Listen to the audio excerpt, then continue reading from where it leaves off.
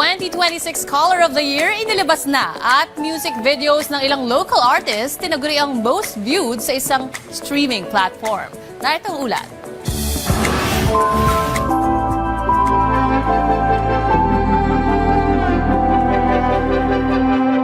Matapos inanunsyo ng Caller of the Year para sa taong 2026, umani ito ng iba't ibang memes online kasi naman ang kulay ay puti at tinawag itong Cloud Dancer. Karamihan ay kinukot niya ang tila wala naman palang choice of color. Isang meme naman ay isang matandang ballerina na nagsasayaw na nakaputi. Ilan naman ay nagpapakita ng pagka-shock sa napiling kulay. Kinilala ang Caller of the Year para sa 2026 ng tinaguriang Global Authority na Pantone. Ang kulay na Pantone 11-4201 o Cloud Dancer ayon sa kumpanya ay nagre-representa ng calm at peace sa isang destabilized world. Nagpapahiwatig din ito sa ating pagnanais para sa isang bagong simula.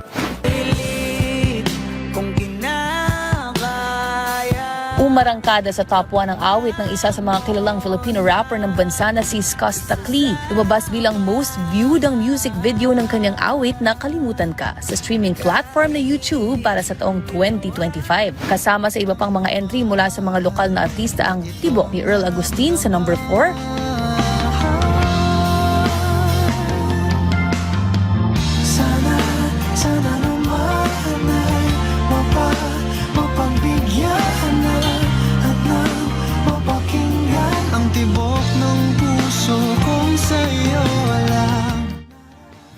ang I'm a Flirt ni Nate Man sa number 5.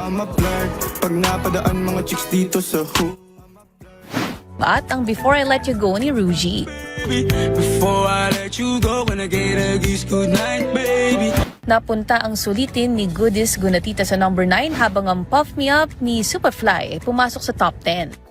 Ang tagumpay ayon sa YouTube ay binibigyang diin ng enduring power ng OPM at ang kakayahang kumonekta ng malalim sa milyong-milyong manonood. Ibinahagi ng video sharing platform ang 10 music videos sa Pilipinas para sa taon. Kasama rin sa top 10 ay ang mga worldwide hits mula sa K-pop Demon Hunters na Golden sa number 2, sinundan nito ng hit na Soda Pop sa number 3.